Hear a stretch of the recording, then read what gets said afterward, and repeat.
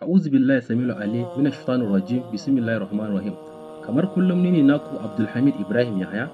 Allah subhanahu wa ta'ala mai kowa mai kuma ya bani dama da iko domin na fito na tattara al'ummar duniya.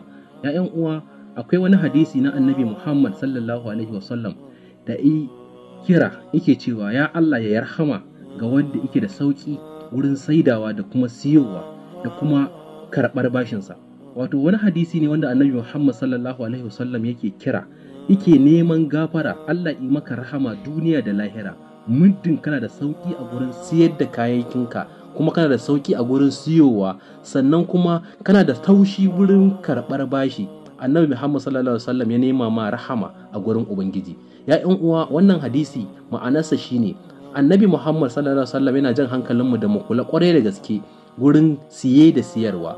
Ma'ana ba a so ka samu kanka a cikin waɗanda suke jefa kansa a cikin tsanantawa al'ummar Annabi Muhammad sallallahu alaihi wasallam. A koda yaushe duk lokacin da Allah subhanahu wata'ala ya baka dama ka tsinci kanka a matsayin ɗan kasuwa, to ka kiyaye kwarai da gaske akan tsanantawa. Dukkan abin da zai saka tsanantawa al'ummar Annabi Muhammad sallallahu alaihi wasallam, wannan abu ba abin so bane. Ana so lalle ka kula kwarai da gaske wurin kyautatawa, wurin sauƙaƙawa. Dukkan abin da ka siyo shi ka kokari ka je ka nemo abu mai sauki wanda zai sauƙaƙa al'umma, sannan kuma ka siyar da shi cikin sauki, kada ka matsantawa al'ummar Annabi Muhammad. Idan kai haka ka shiga cikin addu'ar Annabi Muhammad sallallahu alaihi wasallam, kuma tabbas kowa ya riga ya sani addu'ar kowane annabi ba ma ta Annabi Muhammad sallallahu alaihi wasallam ba karɓaɓɓiya ce, ballantana addu'ar Annabi Muhammad sallallahu alaihi wasallam da yake daga hannu yake cewa Allah ya rahama ga wanda ya sauƙaƙa, da kuma wanda ya taushi wurin karɓar bashinsa.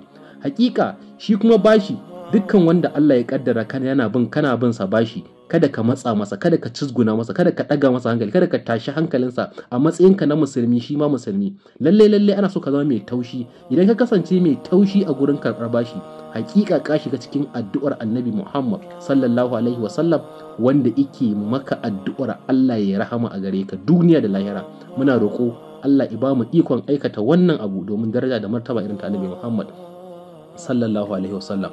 Akhir da'awana alhamdulillahi rabbil alamin. Yan uwa ku huta lafiya daga naku Abdulhamid Ibrahim Yahaya.